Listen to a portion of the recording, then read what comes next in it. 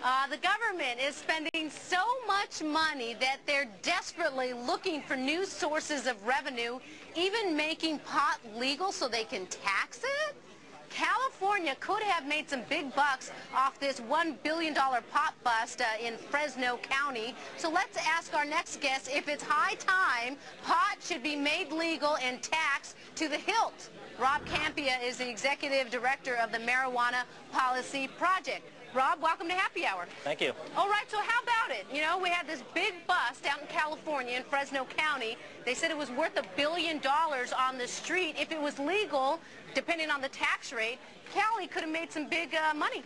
That's right. I mean, those kinds of busts in California are really a lose-lose for the taxpayers, because not only are they spending an enormous amount of money on law enforcement costs to go after these growers or dealers, but then they're also foregoing all the tax revenues that could be generated by taxing the cultivation and the sale of marijuana. And for what purpose? It's not like it's preventing anyone from using, right? I know. I'm looking at some of the stats here, Rob. Someone's arrested for marijuana every 36 seconds. That's right. 89% of these are for possession, not even for dealing or manufacturing the drug. That's right. This seems like a complete waste of time. Totally. And those numbers that you're citing are straight from the FBI. Those are not numbers from the Marijuana Policy Project. And the numbers just keep increasing every year. And so one thing that's clear is that since marijuana was first made illegal in 1937, it hasn't prevented anyone from using it. In fact, many more people use now than used back when it was made illegal. Rob, I got to push back on that point, because you can't say that. It's sort of like Timothy Geithner going, well, the economy would be much worse if I hadn't taken trillions of dollars and sent it to my cronies.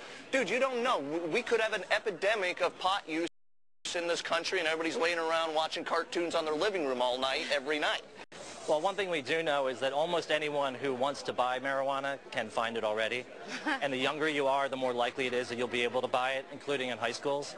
The whole purpose of prohibition was to keep marijuana How do you know? Again, I got to push back on that. I mean, yes, I'm from a small rural town in New Mexico, and yeah, there were stoners in high school, but it wasn't exactly like in the locker room you go ask the guy for some pot. It's very difficult, I think. It was where I went to school. Fair enough. But maybe it was the guys I was hanging out with. I was a very serious athlete. Well, the government's own surveys, as well as real-life experience, indicates if you ask high school students, would you find it easier to buy marijuana or beer in high school or outside of the high school? Good point. Right? Yeah. Just ask the people. You don't even have to trust the survey.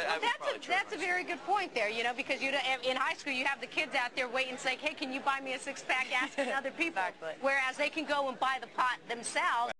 They don't need a middle person today.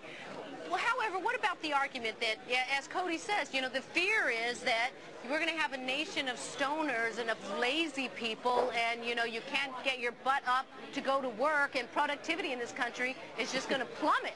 Yeah, I think the laziness argument is one of those myths. I mean, look at the people who have used marijuana in our society.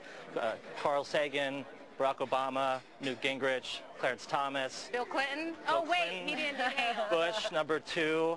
So LeBron? 100 million Americans have used marijuana. But, Rob, how would you say right now, what's the trend right now? Is the sentiment changing? Is there more in favor of moving into this direction right now? Absolutely. So public support for making marijuana completely legal has been increasing by 1% a year for the last 14 years.